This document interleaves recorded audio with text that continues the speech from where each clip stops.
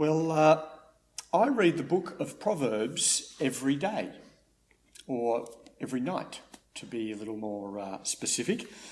Lizzie and I read a verse or two together, have a very short discussion about it, and a short prayer, basically every day. It's only a verse or two, but because it's a verse or two, that makes it easy for us to do it each day. We've been doing it for a long time now, a year or more, and once we got to the end of the book of Proverbs, we just started again. As I'm reading Proverbs, it's causing me to think. I'm trying to understand the proverb in the light of the Old Testament, and then in the light of Jesus, take some reflection. It's causing me to think. It's causing me to grow. As we come to the book of Proverbs this week and next, I want to start by asking, are you expecting God to grow you? It's a question for all of us, I think, no matter what stage of life we're at.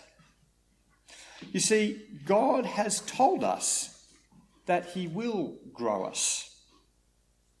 Our New Testament reading from Ephesians chapter 4 testifies to it when it speaks of Jesus' plan for building up the body.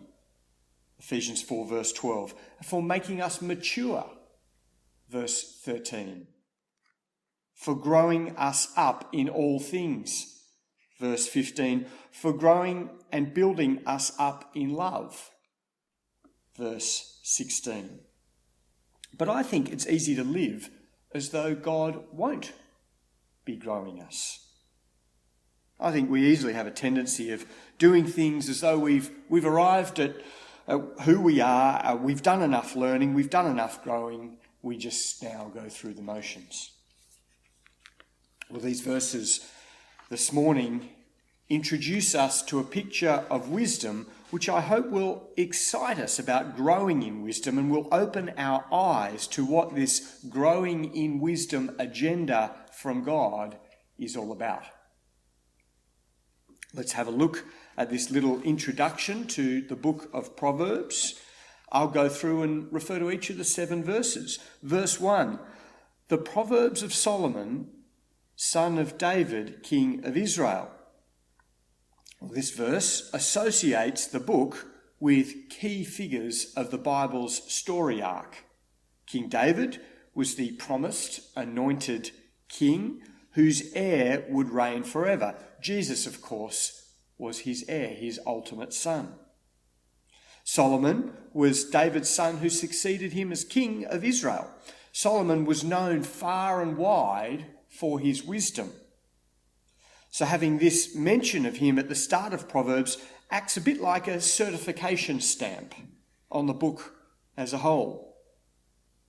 As we think of this association with Solomon, we should remember that Solomon was wise because he had been made wise by God.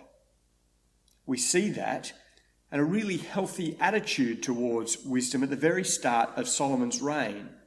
I'm going to read to us the account of it from 1 Kings 3. This is Solomon praying. Now, O Lord my God, you have made your servant king in place of my father David. But I am only a little child and do not know how to carry out my duties. Your servant is here among the people you have chosen, a great people, too numerous to count or number. So give your servant a discerning heart to govern your people and to distinguish between right and wrong. For who is able to govern this great people of yours? The Lord was pleased that Solomon had asked for this. So God said to him, since you have asked for this and not for long life or wealth for yourself, nor have asked for the death of your enemies, but for discernment and in administering justice, I will do what you have asked. I will give you a wise and discerning heart, so that there will never have been anyone like you, nor will there ever be. We see Solomon approaching wisdom with a humble desire for it and a clear knowledge of who it comes from. And God gave him this wisdom. So this first verse associates the whole book of Proverbs with Solomon, the wise one, with wisdom from God. The next verses start to set the expectations for the book of Proverbs and to teach us about the nature of God's wisdom. And at this point, I'm going to issue a challenge. Why don't you start reading Proverbs every day too? We're only going to have 2 weeks in it here from the pulpit. This introduction and then the following 12 verses. Would you like to take this challenge to keep on reading in your own time? If you don't already read the Bible each day, a verse or two of Proverbs is a really easy way to start. If you already have a Bible reading plan, perhaps you might want to add this to it. If you do, then as you read each verse in Proverbs, you might keep 2 questions in mind. 2 questions which are good for reading any part of the Old Testament. What did this mean for its first hearers, the Old Testament people of God? And most importantly, what does it mean for me as a follower of Jesus? What might we expect from this book of Proverbs? What are Proverbs for? Well, they are for, verse 2, attaining wisdom and discipline, for understanding words of insight. Learning of wisdom, receiving insight, understanding. Our God is a teaching God, a giver of instruction. As we saw from 1 Kings for Solomon, and as we saw from Ephesians 4, growing us is part of God's business, his agenda for us. And verse 3, these proverbs are for acquiring a disciplined and prudent life, doing what is right and just and fair. Here we see that wisdom and learning are not just about knowledge. No, acquiring a disciplined and prudent life is practical. It's the wisdom of how to actually go about things in the world. Our world is an ordered one because it is made by God. Yes, it's complex. Yes, it's marred by sin. But it's also a world where there are just ways of doing things that generally result in certain outcomes. A disciplined and prudent life, verse 3, is about this, being good at navigating this complex but ordered world. But the wisdom in view here is more than just that. When you normally think of wisdom, you may think about the kinds of things I've just described, how to navigate the world, a bit like a good surfer or a good angler. He doesn't command the currents, the tides and the waves, but he knows the norms of the sea very well. Wisdom is understanding the norms in the world and knowing how to work with them and get on and try and do life well amidst all the challenges. And Proverbs is indeed full of this kind of guidance. But verse 3 brings a whole new thing into view as well. Morality. Right and wrong. Did you see it? These Proverbs, verse 3, are for acquiring a disciplined and prudent life and for doing what is right and just and fair. Yes, righteous, justice, fairness, this Christian picture of wisdom also includes these important elements of morality. Now, there's a widely held view of the world that says cleverness and ability in the world have nothing to do with morality. You don't have to be good in order to be smart. You don't have to be good in order to get things done, even amazing things. We see this kind of thing in matters of public interest, like sport or politics. A rugby league player pressures a woman to have an abortion, or a politician has an immoral personal relationship. Public statements are needed because, of course, the public are interested in morality. But when this stuff gets aired, it includes a strong push that these kinds of things don't really matter because they're part of a person's private life. Things are said like nothing illegal has taken place, as though that's all that matters. Or my private life is my private life, as though morality doesn't matter. But God has stitched morality into the seams of his creation. There are actual rights and wrongs, and he is most interested in them, whether or not they have an influence in your effectiveness in doing this job or that. Cleverness, ability, effort are always connected to morality for God, and therefore for us, whether we acknowledge it or not. There are actual rights and wrongs, and so our learning from God in the book of Proverbs will indeed inform us about doing what is right and just and fair. And doing things in life that are right and just and fair before God is good before him. It's living as we should, but it's also good for us. It's living in accordance with the manufacturer's manual. It pleases the manufacturer, but it's good for the product itself too. Let me recap on these first 3 verses. In looking to Solomon, verse 1, we've been reminded of his great example of realizing that he needed to grow in wisdom and in seeking it from God, and God being the true source of wisdom. Then we see here that the instruction we're to receive in Proverbs will help us practically navigate the world we live in and will include issues of morality, doing what is right and just and fair. Indeed, God has made a world not with not just physical matter, but also with a moral order that exists throughout all that he's made. And people are blessed when they live in alignment with his moral order. Verses 4 to 6 continue to paint a picture of growth in wisdom. This God's business of working in us, growing us, giving prudence to the simple, knowledge and discretion to the young, verse 4. And then verse 5.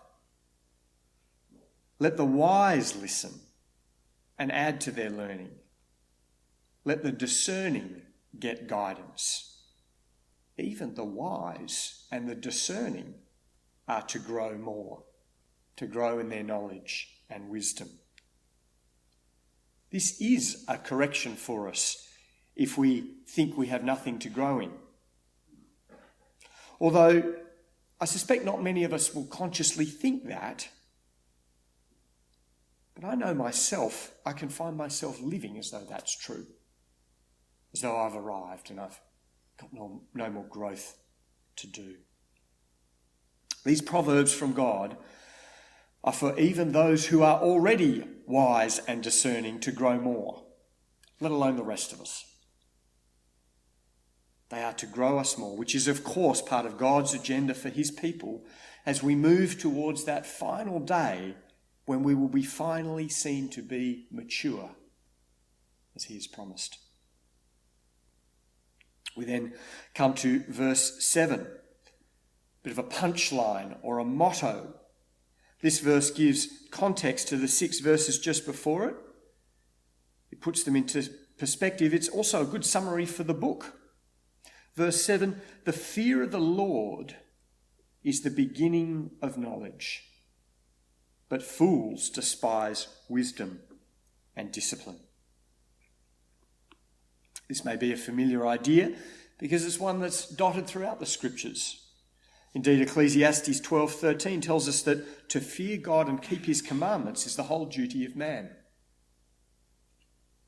What does this verse add to our introduction to Proverbs so far? Well, crucially, it adds that gaining ultimate knowledge requires the fear of God. We've seen that this wisdom and knowledge of Proverbs is about living well in the world and about living morally, righteously within the world. But we also, and most centrally, must see our relationship to God as part of true knowledge and real wisdom. We all know people who seem to be wise, shrewd, knowledgeable, super able to navigate the risks and challenges that this world brings, but who don't fear the Lord. We all know people probably who are those things, wise, knowledgeable, capable in our world, and who have also a strong moral code. They take right and wrong very seriously, but they don't fear the Lord. Well, however functionally, however well you seem to be living in, navigating this world of ours, however morally upright you seem to be, if you don't fear the living God, then your wisdom is crucially and tragically deficient. You're missing the very thing you need most. If you go back to the start of the Bible, to the entrance of sin into the world in Genesis 3, there was a seeking out of wisdom and knowledge there, but without a fear of the Lord. Ultimately, you can't have wisdom, knowledge, without a fear of the Lord. What does it mean to fear the Lord? It means to see him for who he is. He is fearsome. Seeing him for who he is will mean being scared, overawed by his majesty, his holiness, the fact that he is a judging God who is concerned with ultimate right and wrong. Having a grasp of God's nature like this will bring a healthy fear, because the God of all things is truly fearsome. But of course, our fear of God certainly doesn't end there. For our fearsome God is also the gracious and loving God. We have no need to fear him as we might fear someone else, that he might go back on his promises or do something bad to us. Fearing him is about recognizing him for who he is, the almighty, majestic, holy, judging God of all. And recognizing that he is also Jesus Christ, God the Son, who provides refuge from the fearsome consequences of our sin. When we truly see God for who he is, we recognise his awesome power. We also recognise his awesome love. And indeed, we hold fast to it through trust in God the Son, who came and lived and died and rose and ascended for us. A healthy fear of God will, of course, have huge implications. An obvious one is that it puts your other fears into perspective. Fear can shape many parts of our lives. It can even cripple us. Fears about our health.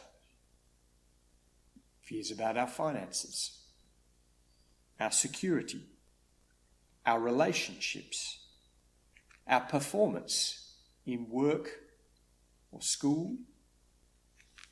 And there's fears about all the little things.